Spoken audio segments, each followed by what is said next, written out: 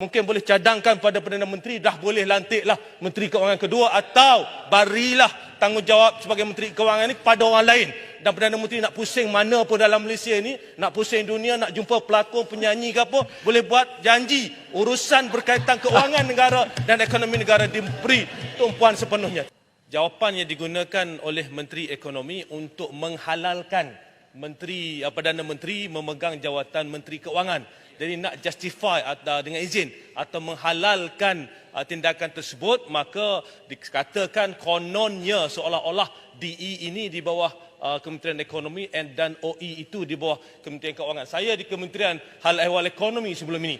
Itu apa-apa sahaja berkaitan dengan keuangan, kita mesti rujuk ke Kementerian Keuangan. Tak ada boleh dibuat keputusan secara terus di Kementerian Ekonomi.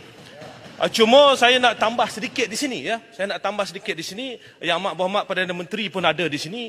Melihat keadaan ekonomi semasa, melihat cabaran dunia di luar sana, kita lihat bagaimana ekonomi Malaysia, ekspor kita jatuh, ya, GDP kita pertumbuhan lebih rendah, menyederhana. Ya. Apa yang kita lihat pada waktu ini adalah kita memerlukan seorang Menteri Keuangan yang dapat menumpukan sepenuh masa kepada urusan-urusan pentadbiran Kementerian Keuangan.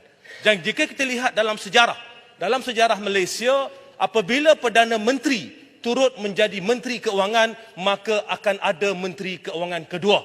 Yang Berhormat Titi Wangsa di sini pernah menjadi Menteri Keuangan kedua.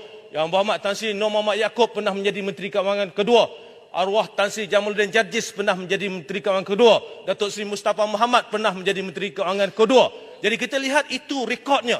Bila Perdana Menteri menjadi Menteri Keuangan, maka akan ada sekurang-kurangnya Menteri Keuangan kedua, kerana urusan-urusan di Kementerian Keuangan ini kita tahu merupakan satu urusan yang cukup banyak yang memerlukan tumpuan sepenuhnya. Jadi Ketua Pembangkang, saya rasa mungkin boleh cadangkan pada Perdana Menteri, dah boleh lantiklah Menteri Keuangan kedua atau barilah tanggungjawab sebagai Menteri Keuangan ini pada orang lain. Dan Perdana Menteri nak pusing mana pun dalam Malaysia ini, nak pusing dunia, nak jumpa pelakon, penyanyi ke apa, boleh buat janji urusan berkaitan keuangan negara dan ekonomi negara diberi tumpuan sepenuhnya. Terima kasih.